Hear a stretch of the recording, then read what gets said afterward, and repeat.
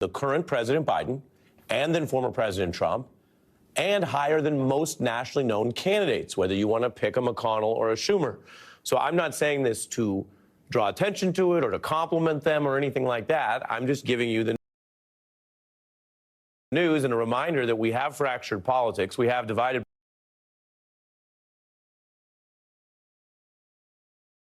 politics. But Kamala Harris is ending the week not only with these big Democrats, but with two of the most popular people in American politics, period. And that means they could be key on the road in the campaign trail in the 100 or so days ahead. Obama was a skilled campaigner back when he was the nominee. And he's also credited Kamala Harris's rise, tenacity, and fortitude. And he's seen it up close. A little context as we cover this news tonight. Kamala Harris was out there helping his campaign back in 2007, captured by this photo, and whoever took it didn't know they were looking at the future vice president and Democratic presidential nominee. That was Iowa, New Year's Eve. In politics, you work New Year's Eve, if you're close to the Iowa caucus in a presidential year anyway. She was also among the volunteers celebrating a win at the Iowa caucus. You can see some of that captured in a documentary because she was on film at one point here. It's easy to forget how many people doubted that the then first-term senator, you can see her right there, excited, we freezed it, how the then first-term Senator Obama was doubted whether he could win the overwhelmingly white population of the Iowa caucus competition. But he did, and that catapulted his march to the Democratic nomination. Later, he served as a sounding board to Kamala Harris, dating back to her days as California's Attorney General. And Barack Obama himself has spoken about something these two figures have in common. How Harris has faced the challenges and the second-guessing that comes with being a first in any field, and especially in politics. With profound gratitude and great humility, I accept your nomination for presidency of the United States. The one thing we've learned over the last several years is that the challenges that women face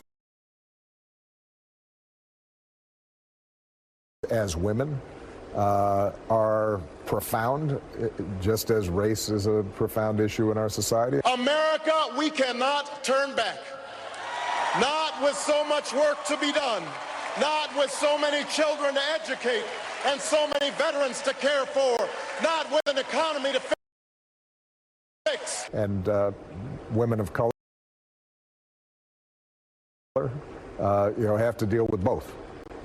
The good news is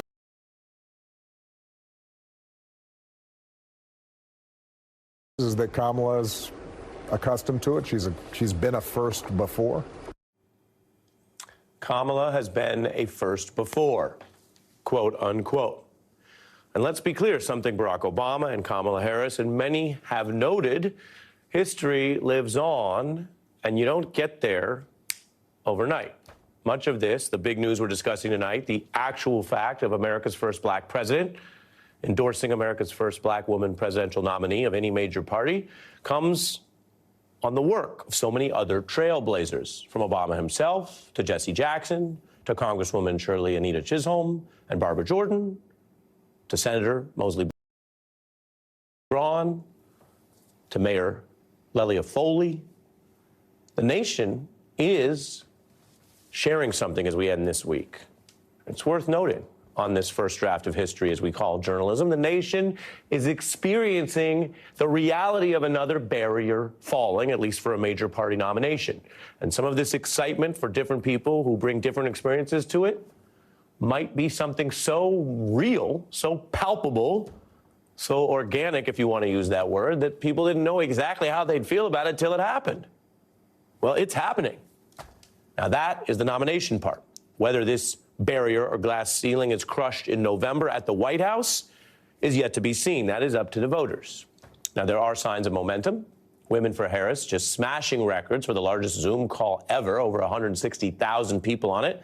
Now, Zoom had plenty of pandemic practice to get going, but at one point, the load there was so intense, the call actually froze up. Some joked it was the moment when Kamala Harris broke Zoom. And this is largely unscripted. People are making their own internet memes and their own posts about it. If you're not a big meme maker, if you're not super hip to brat, that's okay. Think of what I'm showing you on the screen here as kind of like virtual yard signs, because people make their own videos, they put their own text on it, they share it how they want, and then they can be reshared. It is a kind of a fun or funny way to join in the momentum in a year where so many people, especially young people, did not feel there were great political choices for them. The excitement is palpable. It is a contrast to exactly where this campaign was, say, 7 days ago when it ended a rough week. And many people felt that they were caught with a choice between two candidates who they viewed as a sign of the past. A contrast to what I'm showing you here. That's the singer Pink, who has done a lot of good things, including a lot of acrobatic performances. I wanted to remind you of her work and her fan base because she just leaped back in, if you will, into politics, bringing her energy to that same record-breaking Zoom I mentioned. I felt like good can win. I felt like love can win. I felt for the first time in a while like, okay, we can do this. For the first time in a while. Now, Democrats are hoping that kind of feeling, that can-do-it energy, will power them. And that Obama embrace, which is the big news tonight, politically could propel Harris towards Obama's winning coalition. And that's where the political math comes back in. Remember, when Obama first ran, he didn't just persuade the existing pool of voters to come towards him. He and his campaign changed and expanded the electorate with new voters, with young and first-time voters excited by Obama for all the many reasons you might remember. Now, we are here in week one. And I'll tell you, because we're counting, there are not Obama-level voter registration numbers yet. And why would there be? It's just a couple of days. But there is already a surge of new voter registrations. 100,000 new voters have registered in the past week. And most importantly, the majority of them you see, over 80%, are under 35 years old. That matters. This is the outlines of, if you replicate that in the right states, because we know it's all going to come down to some of these key states, the kind of thing that can change the math. And if you have gotten tired of hearing about the persuadable voters or the double haters, or can anyone change their mind, or how do you recruit back a Trump voter who still isn't so concerned that he actually staged a coup in public, well, then you might like this news, because it's not about all those previous voters. New voters are new. And some of them, again, anecdotally, based on the first week, I'll always give you the numbers. We're not there yet. We're not at the Obama level. We're not months into this. But on the first week, there are new voters who appear to be motivated to register to vote because of Kamala Harris this week. Will they come back 15 weeks from today and vote, which matters more than the registration to the campaign? I don't know, but we will be following that. This is what the Democrats see as the big upside right now. There are also fundamentals that go beyond this week. And these are the reasons you may recall that Biden was actually seen as on track to likely lose, and why any candidate replacing him, Harris or whoever it might have been, but it is now Harris with the clinched delegates, why any such candidate would have ground to make up, because many voters are still in a sour mood. They are concerned about the same things they were concerned about a week ago, even amidst the excitement I'm telling you about. These long-running concerns, perceptions, even feelings about rising prices and inflation and how hard it is to get by. And even if the macro inflation numbers are good, and they are, and President Biden mentioned that in his goodbye speech about handing off to a new generation, well, people still feel that way. There's also an anti-incumbent sentiment. That was hurting Biden. It's hurting incumbents in many countries, not just, say, American Democrats. But Harris is in the incumbent administration. She is tied to Biden, of course. She will be running on some of these achievements, and she goes against those headwinds against incumbents. As she gets started, Republicans have also already been going, outspending Democrats, not by double or triple, but by, believe it or not, 25-1 on the airwaves. The AP reporting how Democrats have dropped about $3 million, while the GOP has plowed in $68 million on the airwaves, if you compare it, in the recent run. It's a mismatch that the top Democratic PAC is vowing to try to even up with a whopping $50 million planned ad buy going into what is now slated to be a much newsier and more raucous Democratic convention. So, the news is not going to stop. The politics are not going to stop. But here's the thing. So often when people say that, they're talking about bad news or divisive politics or negative politics. And we may see some of that in this campaign, too. I'm not here to tell you everything has changed all of a sudden, but we are ending the week with a transformed presidential race where a heck of a lot of people, in ways we can measure, seem excited about registering to vote, about getting on these Zoom calls, about going out to campaign rallies, about talking to each other, about what we're going to do in the next 100 or so days. And there's other things that I want to share with you. There is a surge online that suggests an interest in Harris and a Democratic coalition that could upend this whole race. I am going to show you those numbers and bring in a very special guest when we are back after our shortest break in just 90 seconds.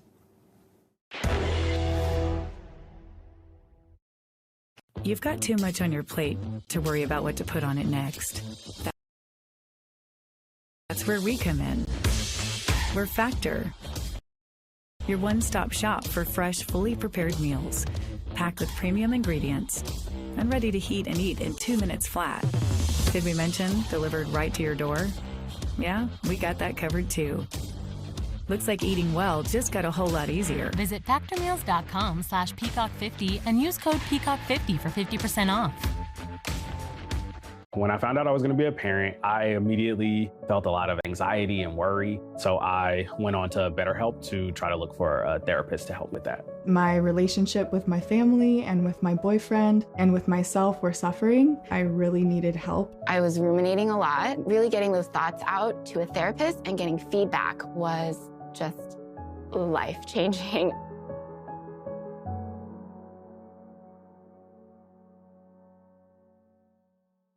One of the things I like about what I get to do is that each day is pretty unique. I might find out that there's not a lot of new numbers in the world today, and so today's going to be a day that I'm going to spend researching.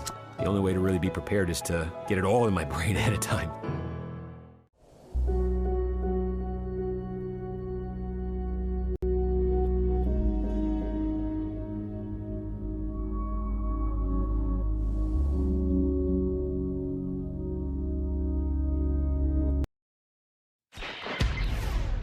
If you could have anyone, living or dead, as your perfect running mate, who would it be?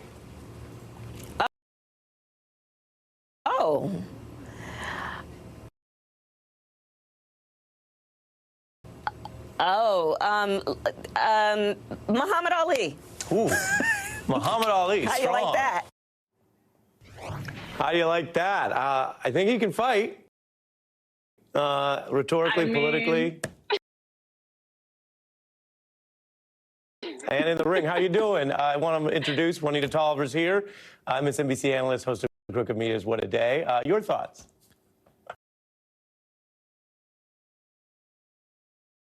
Absolutely no qualms with Muhammad Ali being a VP pick for the running mate with Kamala Harris. He could deliver a line that would leave people flat on their backs, and of course a right hook as well. So no problems with that at all. There you go. I don't know if that's really the pick. Everyone's talking about her running mate. That obviously was an interview we did a few years back. But Juanita, I walked through some of the numbers, the measurable ways there's this enthusiasm, while also reminding people that this is a pitched battle and there's a lot of battle left. Your thoughts, just as we cap the week and the Obama endorsement, on how it's been for Harris and the wider kind of vibrations in the country? The endorsement from both former President Barack Obama and former First Lady Michelle Obama is the cherry on top of a fantastic rollout for the Harris campaign. I think we have to recognize the context of this only beginning on Sunday afternoon to today, with